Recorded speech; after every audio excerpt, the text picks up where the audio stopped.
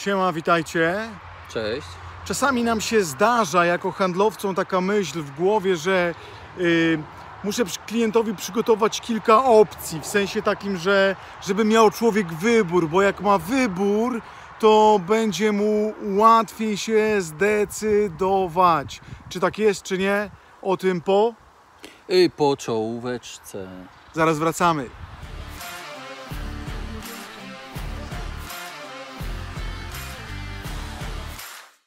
No to witajcie. Czy to rzeczywiście prawda, że człowiek, który ma wybór, to człowiek, który ma łatwiejszą decyzję? Czym im większy wybór, tym łatwiej mu zdecydować, jaki produkt jest dla niego i tak dalej?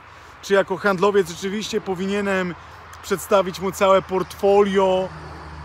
W ogóle jak pomóc, czy ja pomagam człowiekowi przedstawiając mu dużo opcji, różnych możliwości. No zobaczmy to sobie na przykładzie. No załóżmy, że Romek szuka podłogi. O tak, właśnie teraz szukam.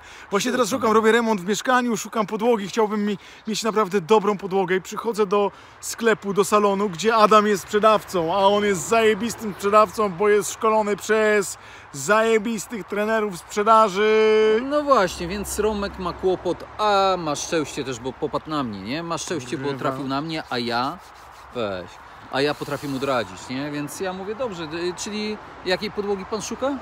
Wie pan co, szukam podłogi do salonu, ale nie tylko do salonu, bo ona będzie jednak... Ty właśnie nie wiesz.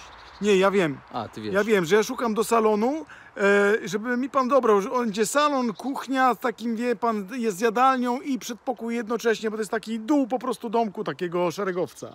No to proszę pana, sprawa jest prosta, ja panu powiem, jakie są opcje. Cieszę się, że na pana trafiłem. Po prostu. Proszę pana, no to jest szczęście również dla mnie, nie? Że pan tutaj przyszedł. A pan jest Po dobry. pierwsze, są podłogi do wyboru takie. Może pan się zdecydować na drewno. Jeżeli chodzi o drewno, to ma pan podłogę lakierowaną i ta lakierowana, no to jest fajne w zależności od tego, jak gruba jest warstwa drewna na podłodze, no to będzie pan ją mógł po prostu później cyklinować i naprawiać. Ona będzie taka na lata do odnowienia.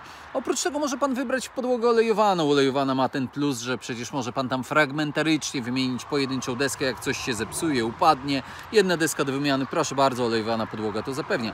Ale oprócz tego może pan się zdecydować na panel, jeżeli panu zależy na tym, żeby podłoga była taka, wie pan, taka się mniej ścierała, czy coś takiego. Wybiera pan odpowiedni panel. Jeszcze te panele mają różną gęstość, no bo wie pan, im większa gęstość, tym bardziej stabilny panel. No i te panele mają to do siebie, że teraz one mogą być podobne do drewna. Ma pan różne tam struktury, takie drewna, fugę, naprawdę tego jest dużo i dużo kolorystyk mamy. Jakbym panu pokazał katalog, no to może pan sobie wybrać naprawdę dobre panele. Oprócz tego może pan się zdecydować na podłogę związaną winylową. No przecież mamy jeszcze winyl, nie? Podłoga winylowa to już, proszę pana, to już będzie nie do zdarcia. To jak pan położy, też może być podobna do drewna, ale to jest, kurczę, taki materiał, że to jest na lata, jeszcze dłużej. No i dodatkowo, jeżeli by pan chciał jednak do natury powrócić, ale do takiej natury troszeczkę twardej natury, no to jeszcze mamy przecież podłogi z bambusa. A bambus, to wie pan, to jest uznany przez SGGW jako drewno. W jednym z artykułów napisali, że to włączyli do katalogu drewien tak zwanych, więc takich kombinowanych trochę, no bo wie pan, bambus to został najpierw starty, później po tym jak zmielony został, no to został sprasowany pod ogromnym ciśnieniem, ale jak pan dobierze bambusa z fajnym pokryciem, czyli na przykład, żeby miał 6 warstw lakieru plus tlenek aluminium w ostatniej warstwie lakieru, no to on się też będzie dobrze sprawował, będzie taki twardy i trochę naturalny. To co? Którą podłogę pan woli? Pomogłem trochę, co?